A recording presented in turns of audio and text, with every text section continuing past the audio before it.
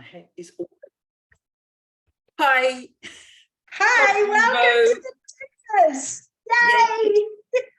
Pod Convo number 2. We've got to stop doing that though, because otherwise we have to remember what number we're up to. I know. So that's the first, second, so we can forget that going forward, can we? Maybe not.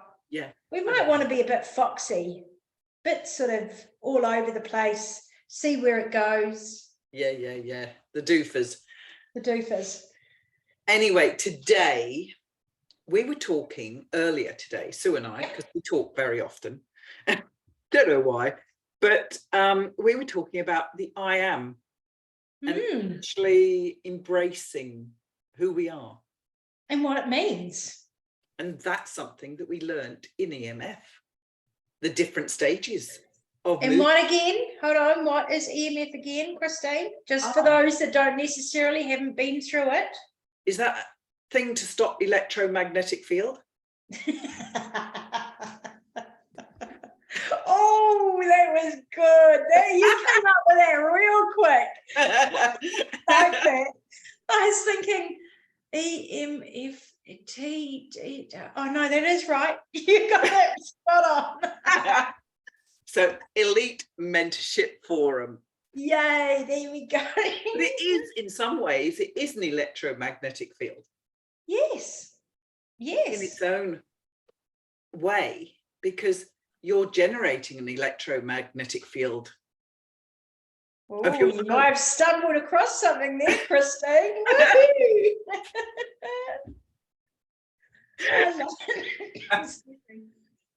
But anyway, I mean, it was down to the fact that we were talking about embracing our, not personality, it isn't personality, it's really stepping into owning what we're doing and owning who we are. And I do remember, and I recall, like, through the program, the Elite Mentorship Forum program, there's the talks about sort of like you can change coming off from being a smoker and then being the identity of a non-smoker, and the steps that you go through. You know, first of all, you have to sort of go through that cognitive recognition of this is what I'm doing. And then you go through that emotional recognition, but they're not the places that are going to sustain you and keep you in that identity. And that's what we find often, that's the stages that people get to, and then they stop because it becomes hard, or the ego or whatever steps in. And so then their body is telling them, too hard, got to stop. So that's often where people stop. So what are the next steps, Christine? Well, it's owning it. What do you mean by that? Owning I am this. And we were talking about it in the case of owning our coaching abilities, owning our skills as facilitators. And we've been moving in this direction for a few years, and I've been stepping into this for a bit longer, maybe. But it's actually stepping in and really owning that and saying, I'm saying I am the intuitive coach.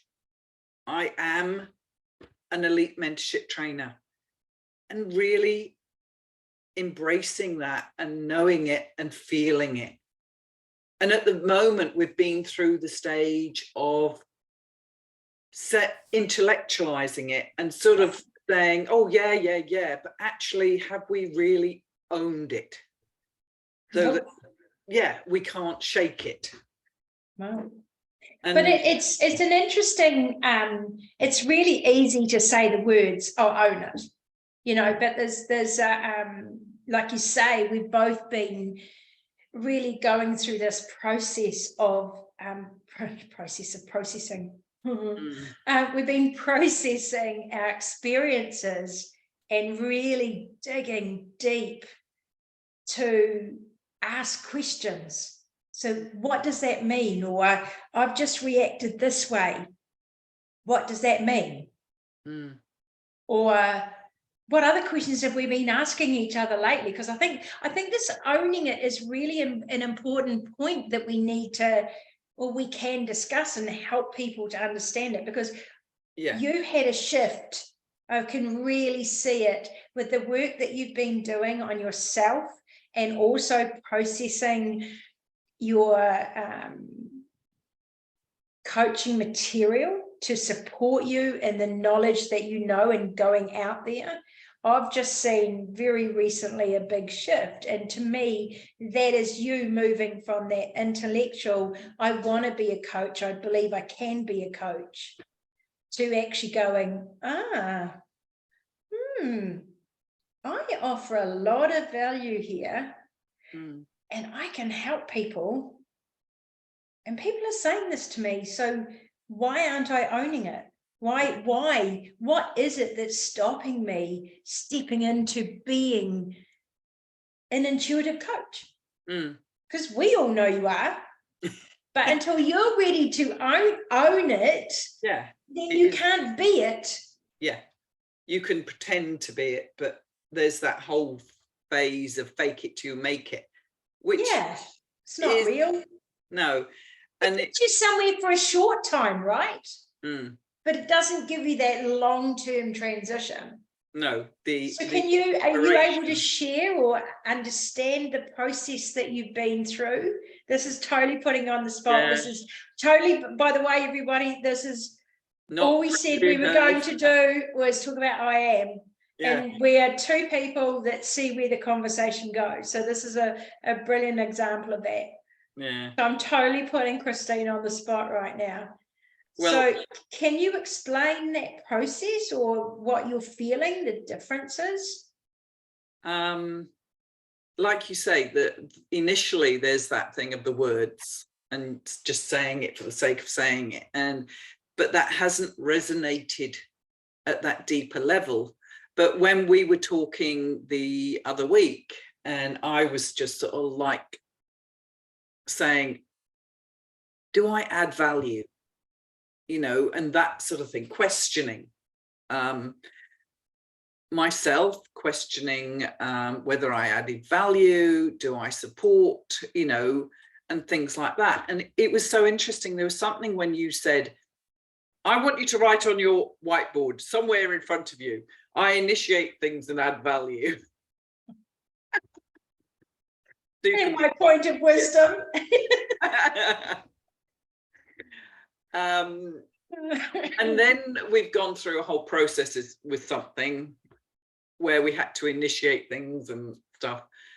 And there was something that you know, the saying where people say the penny drops or whatever. There was something that seemed to shift. And there was something with that sentence for me that helped me more embody that, being an intuitive coach, because it was sort of like maybe my rules around success were a bit skewed, and therefore I wasn't able to embrace that, because it's okay if I sit in the background. It's okay. I don't have to have everybody patting me on the back. But this whole thing of initiating things and adding value, I don't know, there was something in that thing that seemed to help. And it is nice when people suddenly ask you to do things because they believe in you and they see the value that you give. And that does help, because that's happened recently as well. And that's all I can say. And it is like that, suddenly knowing about something and then knowing it. And can I just say, we would still be talking about this pod convo that we've been discussing for a long time if it wasn't for a particular intuitive coach going, let's just friggin' book some time in the calendar. I'm like, yeah, sure, why not? But Yeah. if we still would have been talking about this process if it hadn't been up to you initiating something and then us following through. Yeah. So just another example for you that's what you do. And that is so, and hopefully that is helping you to reinforce the shift that started happening so you can get it. Yeah. And, you know, I mean, we've both been through Rory Kilmartin's archetypal coaching program study group, and that actually has a huge impact on you. Yeah. Recognizing aspects of yourself and understanding and being able to have a conversation with another person and not be triggered and taking it personally when you can actually look and think, okay, yeah, there's something going on for them. This isn't about me. This is something about them that's going on within them. And that, again, that going through this, and I've been through now the coaching program nearly a second time. yeah. And, you know, I'm learning so much more about myself, and it's helped me. Because before, if somebody would react in a certain way or behave in a certain way, I would be turning it around saying, oh, what have I done wrong? How have I upset them? What could I have done better? You know, that sort of thing, instead of actually looking at it with the grace and sort of saying, okay, I might have been the trigger, but it's within them to deal with. Because it's not usually, I don't go about deliberately trying to trigger people. You might have people in the world out malevolent there. People or whatever, you know, malevolent, I can never say it. Yeah, malignant and malevolent. Anyway, it starts with M. Yeah. And it's the worse one than the other one. That's all I think of. Yeah. Because I'm not that person, so. No, you're not. You know, and so we've been on this magnificent journey, and I just sort of like, when you've got a colleague, friend, like Sue and I have created this friendship and bond, that we are able to talk so openly, able to assist each other in moving forward, also sort of like basically tell each other that's bullshit.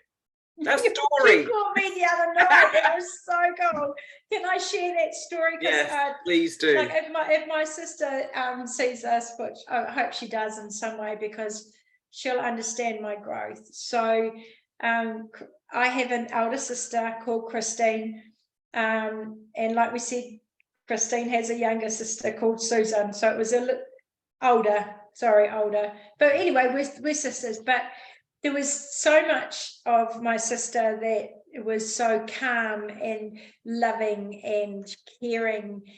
And then there was me that was this boisterous, out there, in your face. And people, I think, used to really struggle with it, but they were attracted to my sister. So I started this belief in my head that because people were attracted more to Christine, I mean, I might have been there and then Christine came along and people would be attracted to her, and then and you can hear the story, right? But this is the story I grew up with. And until very recently, with this process that I've been through and this wonderful, honorable journey that I've been through with this beautiful woman here, my soul sister, I couldn't tell that it was story. I was so caught up in the fact, because this Christine came along and I felt like people heard her more than me, and she felt the same. And, you know, we were on this call and I've been trying to process it. And this does come to the owning of being a coach, by the way, because this was holding me back.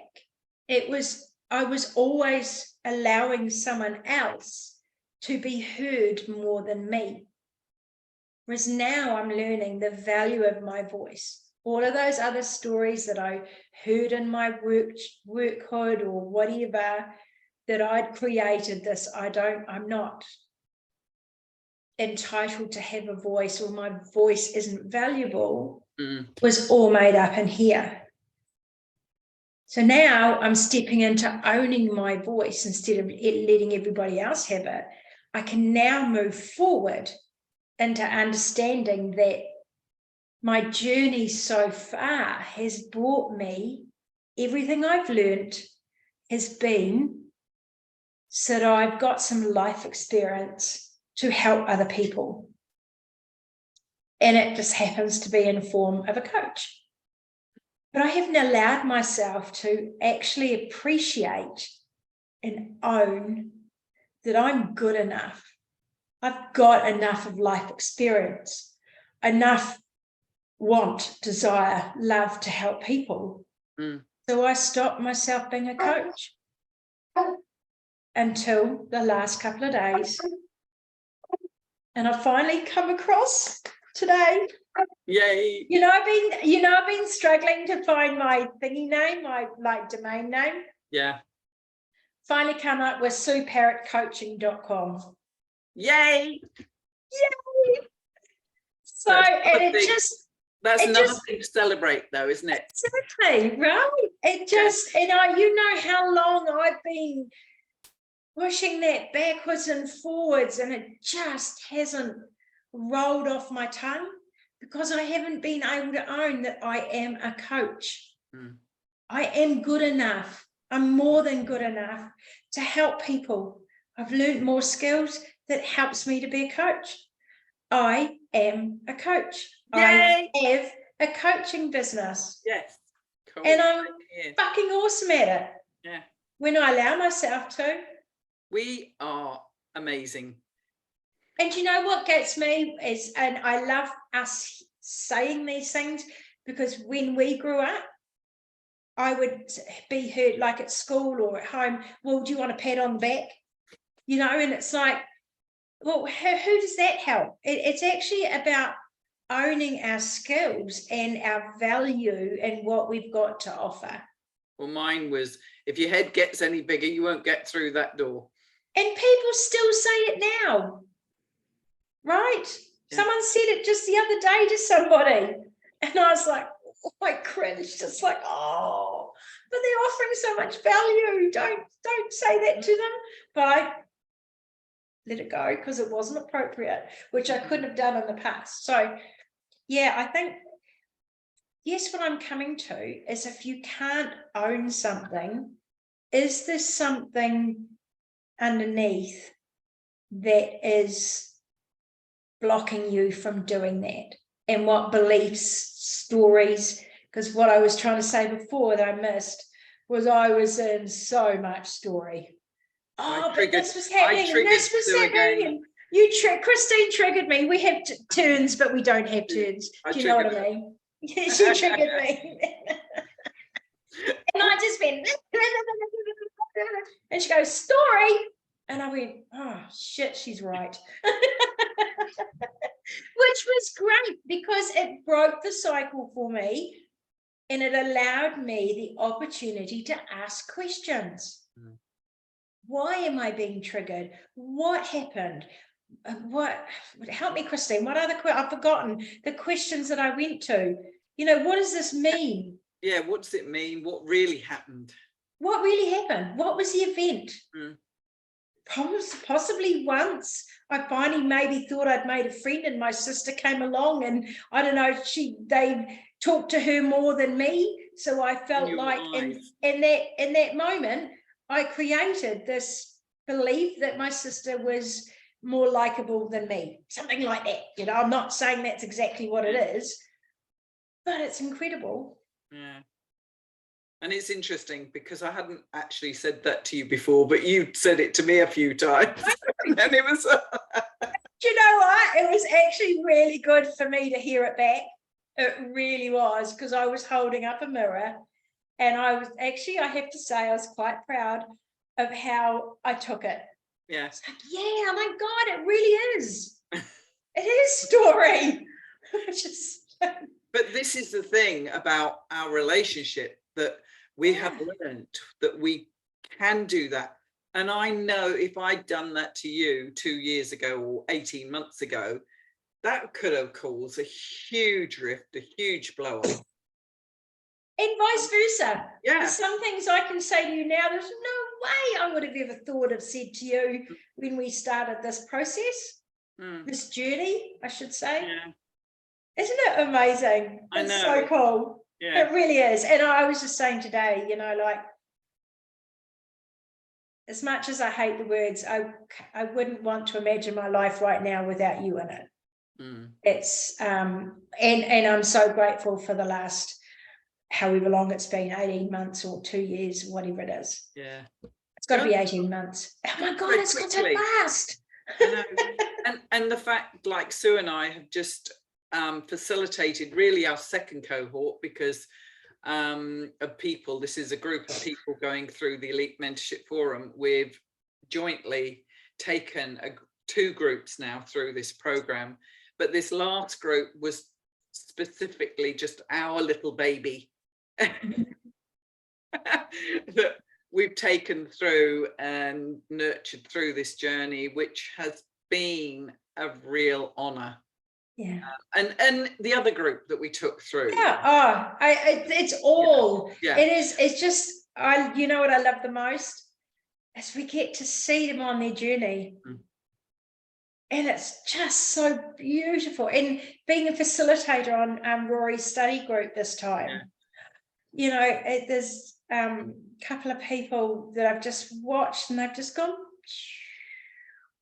and they're just in 9 weeks, just as different, totally different, so profoundly changed, and they can't go back.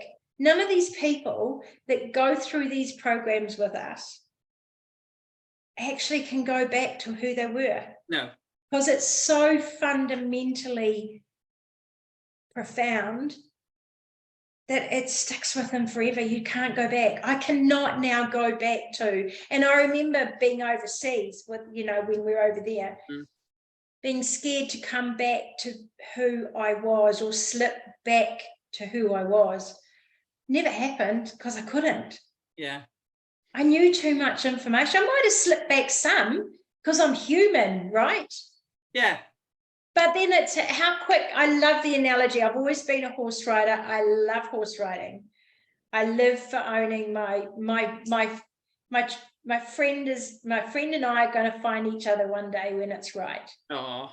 This horse and I are going to meet, and we're just going to be, here's the dreamer in me, we're going to just walk out into the middle of the field, and we're going to lie down together, and we're going to hug together, and it's going to snuffle into me, and you know, all of that stuff. Yeah, it's something I've never shared with you before. And where was I going with that? Shit. It's how fast you get back on. Yeah. Right?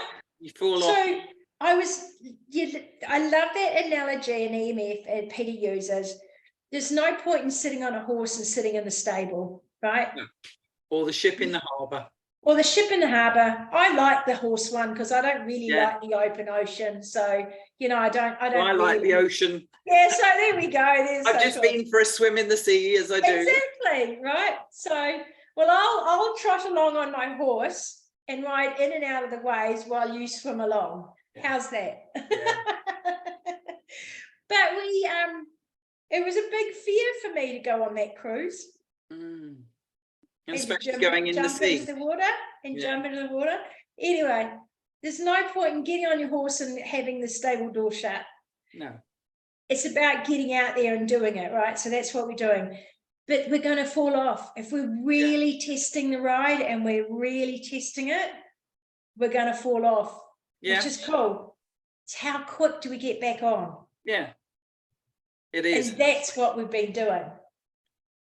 But when you triggered me this morning, or I was triggered on a call this morning, I was instantly, story, get off it. Get off the ground, get back on the horse and ride away. And that's what I did. There's no way I could have done that before. That would have taken me out for days. Days. Up here, over and over. She doesn't like me. or they saw her first, they didn't mention me, blah, blah, blah, blah, significance, da, da, da, da, da, da, da, for days. Split seconds this morning and it was gone. Brilliant. And then we laughed about it afterwards. Yeah, it was. It's so funny. But I was also thinking about, you know, there's this analogy of walking down the road and there's a hole and you fall in it. And you climb out and then you keep walking down the road, you fall in, climb out, and then you get to the point and you're walking down the road, you notice it, you still fall in, and then that keeps happening. You walk down the road, you notice it, you still fall in, and then eventually you walk down the road, you notice it and walk around it. So even doing this program might just bring you to the point of walking down the road, noticing the holes, but you still fall in to begin with. But because you keep working on yourself, you eventually get to the point that you walk down the road, you notice the hole and you walk around it. But it doesn't happen always just like that. We've been working on it and having a good friendship and relationship and deep conversations that we were able to work through this. And there's been deep moments, stuff. Yeah, right. There's been moments that I've been going, you know, what the hell's going on? And I know Sue has, you know, but that's the honesty, because if we're really honest, well, this is a growth-centric life. And if you've got nobody and everything is always hunky-dory, everything is, you know, perfect and beautiful, do you really, really then feel the true joy and ecstasy when something happens? Because you can't. But when you can't have that, you can't have that without the other. Like night and day.